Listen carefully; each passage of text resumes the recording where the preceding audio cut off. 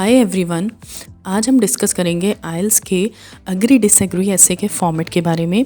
तो सबसे पहले एक कन्फ्यूजन जो स्टूडेंट्स को रहता है इसके बारे में, दैट इज़ कि to what extent do you agree or disagree, या do you agree or disagree, या how far do you agree with the statement.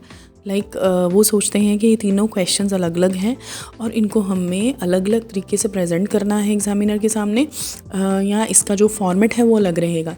जबकि I want to make it clear कि ऐसा कुछ भी नहीं है। चाहे आपको तीनों में से किसी भी तरह का कोई क्वेश्चन आ जाए, तीनों में सेम फॉर्मेट ही वर्क करता है।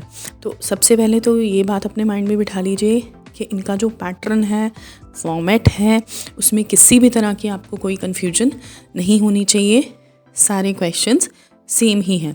अल्टीमेटली आप देखिए जितने भी क्वेश्चन टाइप्स करते हैं आइल्स में, तो all the question types boil down to the one conclusion कि आपको इधर या तो एक साइड डिस्कस करनी है या दोनों साइड्स डिस्कस करनी है। तो it depends on the question. Fine. So यही चीज़ आपने माइंड में रखनी है कि कोई भी डिफरेंस नहीं है।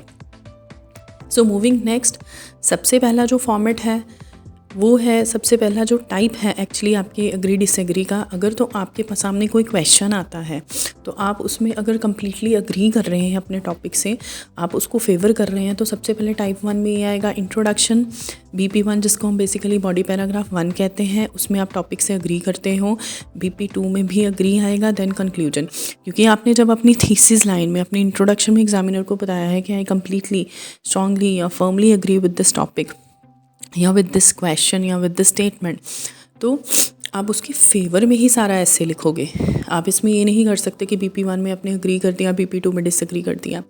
फाइन। तो अब इसका जो टाइप 2 रहेगा वो क्या रहेगा? Introduction, BP1 agree, BP2 agree, BP3 एक एडिशनल पैराग्राफ बन जाएगा जिसे बॉडी पैराग्राफ 3 कहेंगे हम। उसमें आप क्या लिखोगे? डिसएग्री। तो फिर उसके बाद कंक्लूजन फाइनली। तो ये जो डिसएग्री है ये कॉन्ट्राडिक्टरी व्यू हो गया। आपने पहले फेवर कर दिया, उसके बाद आपने एक कॉन्ट्राडिक्टरी व्यू दे दिया। पर इसमें एक चीज़ का ध्यान रखना है, बहुत सारे स्टूडेंट्स क्या गलती करते हैं कि BP3 जब स्टार्ट करते हैं बॉडी पैराग्राफ 3, ये हालांकि कॉन्ट्राडिक्टरी व्यू है, तो उसमें वो इस तरह से कभी स्टार्ट कर देते हैं, नाउ आई डिसएग्री, या I disagree with this notion due to, या because of this and this reason, जो भी वो आगे लिखते हैं तो कंटिन्यू करते हैं। तो ये बहुत ही गलत हो जाता है, बिकॉज थीसिस में आपने उस चीज़ से अग्री किया है और आप यहाँ पे इसकी स्टार्टिंग BP3 की कर रहे हो आई डिसएग्री। ये तो आप अपने ही व्यू पॉइंट से कॉन्ट्राडिक्ट कर रहे हो। तो कभी भी ऐसा नहीं लिखना। बहुत सारे हमारे पास कंट्रास्टिंग कनेक्टर्स आते हैं जब हम आइल्स पढ़ते हैं, तो आपको व्यू यूज़ करने हैं, like on the other side, on the other hand, on the flip side, या हाउएवर के साथ आप स्टार्ट कर सकते हो। बहुत सारे हैं, another group of society thinks that the people who do not support this idea या who are against this idea. बहुत सारे कनेक्टर्स आप सीखोगे जब आप आइल्स करोगे, तो इन कनेक्टर्स को आप यूज़ कर सकते हो rather than doing anything wrong. Fine. अब उसके बाद अगर आप किसी टॉपिक से डिसएग्री करते हो, तो सबसे पहले if you disagree with the topic, अब वही सेम चीज़ अग्री की जगह आपकी थीसिस में आ जाएगा, I completely disagree, I firmly disagree, I strongly disagree.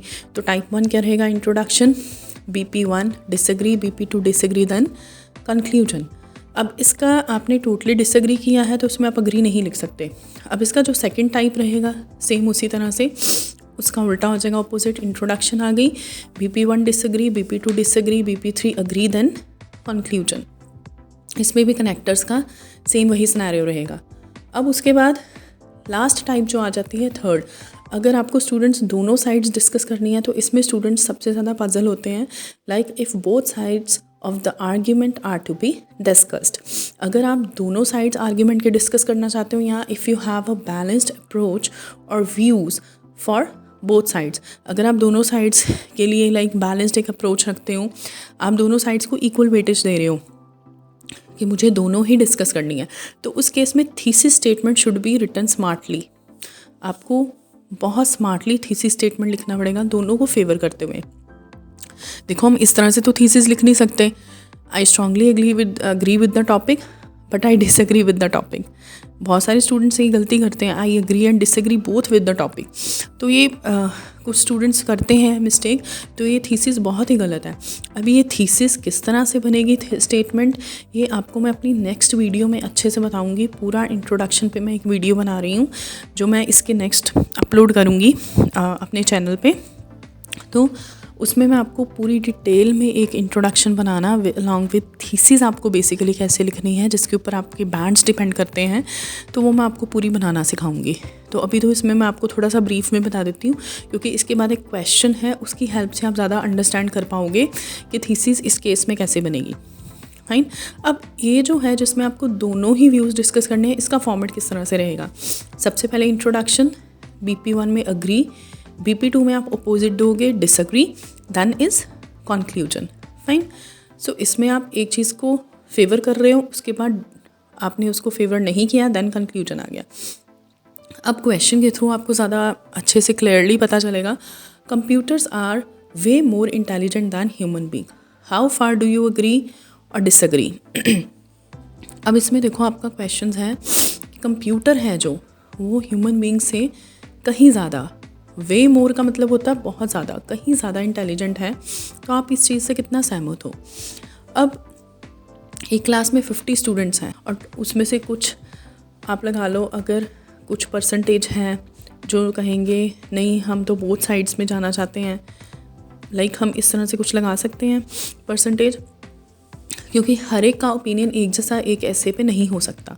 कुछ स्टूडेंट्स अग्री लिखेंगे, कुछ स्टूडेंट्स डिसएग्री लिखेंगे, कुछ उसमें लिखेंगे दोनों साइड्स को। अब देखो, अब अगर आप इसमें कहते हो कि हाँ कंप्यूटर्स ही इंटेलिजेंट हैं क्योंकि वो एक्यूरेट होते हैं, उनसे वो एरर फ्री होते हैं, उनसे गलती नहीं होती है, ठीक है। तो क्योंकि human beings are tend to make mistakes, human beings से मिस्टेक्स होती हैं बट वो एरर फ्री होते हैं, उनसे बहुत कम कैलकुलेशंस भी बहुत परफेक्टली करते हैं, ठीक है। तो हम बहुत सारी चीज़ों के कारण लिख सकते हैं कंप्यूटर ह्यूमन बींग से कहीं इंटेलिजेंट हैं। फाइन। तो अगर आपने इसको फेवर किया है तो आप कैसे लिखोगे, ऐसे इंट्रोडक्शन आ गई, BP1 में आप लिखोगे अग्री कंप्यूटर की फेवर में, BP2 में कंप्यूटर की फेवर में, देन उसके बाद कंक्लूजन। अब दूसरा सेट देखते हैं क्वेश्चन का। अब जिसमें लोग कह रहे हैं ह्यूमन बीइंग ज़्यादा इंटेलिजेंट है, राइट, तो उसमें उल्टा हो जाएगा, आपको इस क्वेश्चन से डिसएग्री करना पड़ेगा, क्योंकि क्वेश्चन क्या है, कंप्यूटर ज़्यादा इंटेलिजेंट है ह्यूमन बीइंग से। अब जिसने लिखना ह्यूमन बीइंग इंटेलिजेंट है उसको डिसएग्री करना पड़ेगा स्टेटमेंट से। तो आप क्या लिखोगे, आई फर्मली, कंप्लीटली या totally disagree with the question या with the statement, as human beings are more brilliant या have supremacy over such machines as computer is also computer is also an invention of human being। तो जो human being है उसकी supremacy, ठीक है, उसकी जो पावर है वो ज़्यादा है कंप्यूटर से, क्योंकि कंप्यूटर तो एक मशीन है जो कि खुद ही ह्यूमन बीइंग की इन्वेंशन है। अब उसमें आपने किसको फेवर कर दिया, ह्यूमन बीइंग को। तो आप क्या लिखोगे, इंट्रोडक्शन BP1 डिसएग्री यानी ह्यूमन बीइंग की फेवर में, BP2 डिसएग्री ह्यूमन की फेवर में, देन उसके बाद कंक्लूजन। अब आ जाता है थर्ड वाला लास्ट फॉर्मेट। अब इस केस में आप कैसे बनाओगे थीसिस, इसमें आपको दोनों को ही फेवर करना है, तो थीसिस में ही आप उसको एग्जामिनर को क्लियर कर दोगे। अब इसमें क्या लिखोगे, अनडाउटेडली या ऑल्दो लगा के आप इसको थीसिस को बना सकते हो, जो कि कॉम्प्लेक्स स्ट्रक्चर भी है। Undoubtedly, although computers are more accurate and brilliant, but at the same time the supremacy of human brain या human mind can not be ignored और neglected as computer or machine is an invention of human brain। देखो, अब इसमें जो आपने thesis बनाई है हमने कितनी स्मार्टली बनाई है, और इसमें हमने उसको बता दिया एग्जामिनर को कि मैं कंप्यूटर को तो अग्री कर रही हूँ कि इंटेलिजेंट है, ब्रिलियंट है, पर एट द सेम टाइम मैं ह्यूमन बीइंग को भी इग्नोर नहीं कर सकती, बिकॉज उसने ही कंप्यूटर को इन्वेंट किया है। तो अब इस केस में आप क्या करोगे, इंट्रोडक्शन आई, BP1 में आपने कंप्यूटर को फेवर कर दिया, BP2 में आपने ह्यूमन बीइंग के बारे में लिखा, देन आपने कंक्लूड किया ऐसे को। फाइन स्टूडेंट्स, तो आई होप आपको वीडियो पसंद आया होगा। जितना भी मैंने आपको इस चीज़ के बारे में डिस्कस किया है, एग्री डिसएग्री के बारे में, आपने सब अंडरस्टैंड किया होगा। फिर भी अगर आपकी कुछ क्वेरीज़ हैं या क्वेश्चंस हैं तो आप मुझे कमेंट कर सकते हो, और मैं डेफिनेटली ट्राई करूँगी कि आपकी हर क्वेरी सॉल्व हो और आपको अपनी हर क्वेरी का आंसर प्रॉपरली मिले। और मैं थीसिस स्टेटमेंट पे अपनी वीडियो जल्द ही बना रही हूँ, तो स्टे ट्यून्ड। Thank you.